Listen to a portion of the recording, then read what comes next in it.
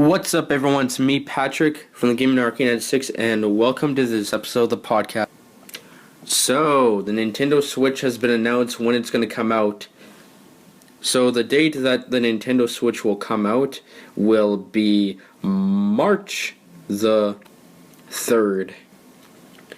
And the launch titles will include Legend of Zelda Breath of the Wild, Mario Kart 8 Deluxe, Sonic Mania, and Super Bomberman R, and some other games also that I will have a link to the description below on all the games that will be the launch title games basically.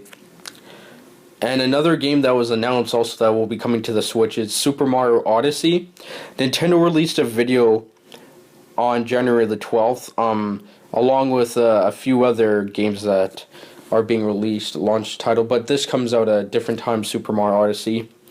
And in the video, they showed some gameplay of what it would be like, and it looked very interesting, actually. You know, like, you have Super Mario, and he's, like, in some city, you know, and it looks realistic around him. But then it also gives off that vibe that it's like you put Super Mario in a game that feels a little different, because not only is the scenery different and are there taxis and people, but also you have the traditional enemies and what a Super Mario game would traditionally look. So Super Mario Odyssey will be one of those very interesting games that would be cool to play on the Switch, along with Mario Kart 8, which is another game that looks interesting.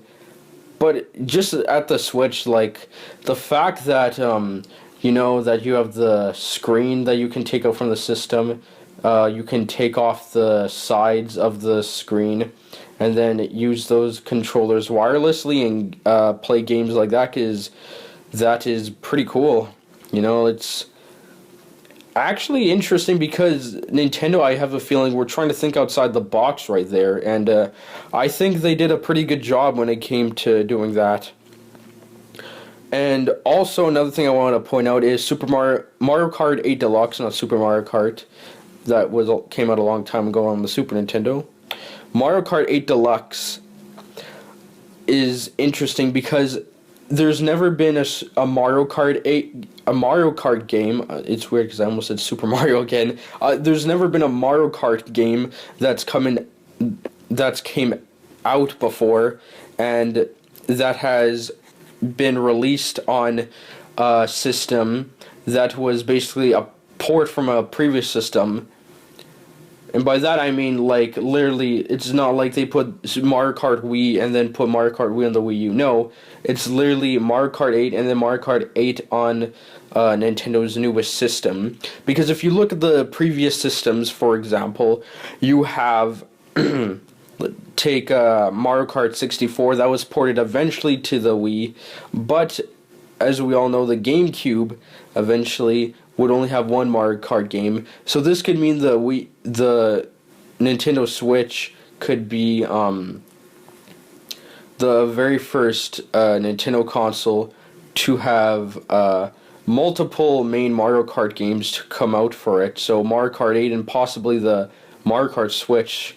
But who knows, it'll be interesting if they do. But it'll be interesting to see if they add how many more future Mario Kart installments they add to the Switch. I'm going to talk about now quickly about Legend of Zelda Breath of the Wild, because I want to get on to the Nintendo Switch pricing and what I hope Nintendo does when it comes out. But I'm going to quickly talk about Legend of Zelda Breath of the Wild. The game looks actually pretty solid.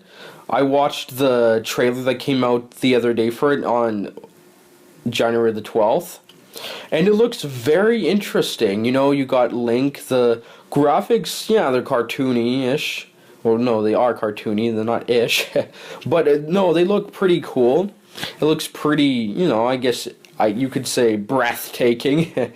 Oh, gosh, I'll never do that again. But it looked something that was made by Nintendo and intends to look like it will be a really good product that will be worth your time. And by that I mean, I guess you can also enjoy what comes with the game and all its features.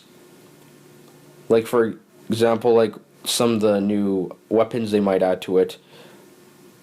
But for further details on that, we'll have to just wait and see what they do with that right there. But it's cool because The Legend of Zelda, I'm quite sure, was one title that so many fans were just waiting for the system to come out.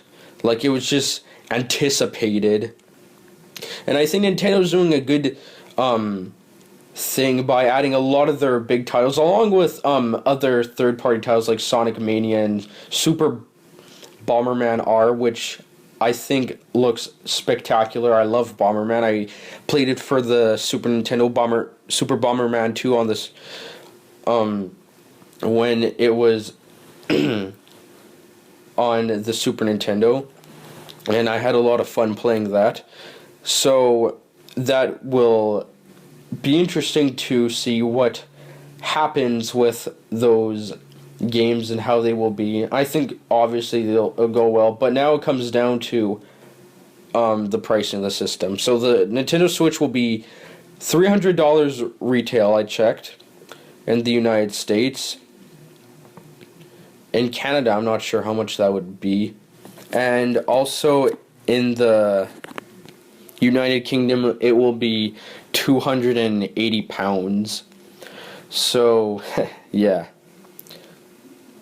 But anyways, let's just move on. I don't know why I just did that. But, so it just, that goes to show that, I think that was a good price that Nintendo put for the system, because if you look at the PS4 when it came out, it was $400. Eventually would be have the price increased in Canada to $450, and in the United States you have the Xbox One that launched for a whopping $500.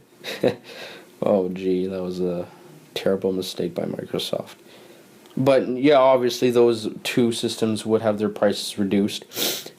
But no, it'll be interesting also that how the Switch will play. Like, will there be some connectivity issues for the controllers to the system? Like, how far can you go? Like, be away from it?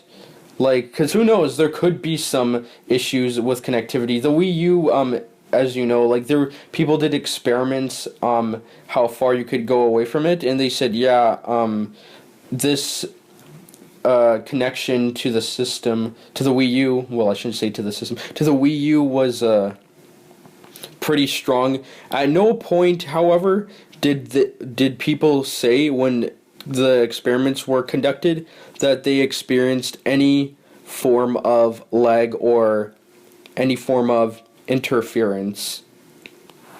And one last point I'm going to make before the video ends is the third-party support.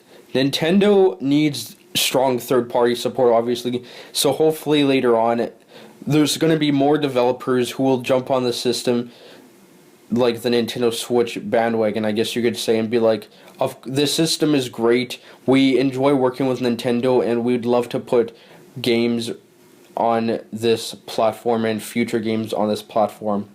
And I think that would be probably one of Nintendo's greatest assets. And not only that, advertisements is another thing.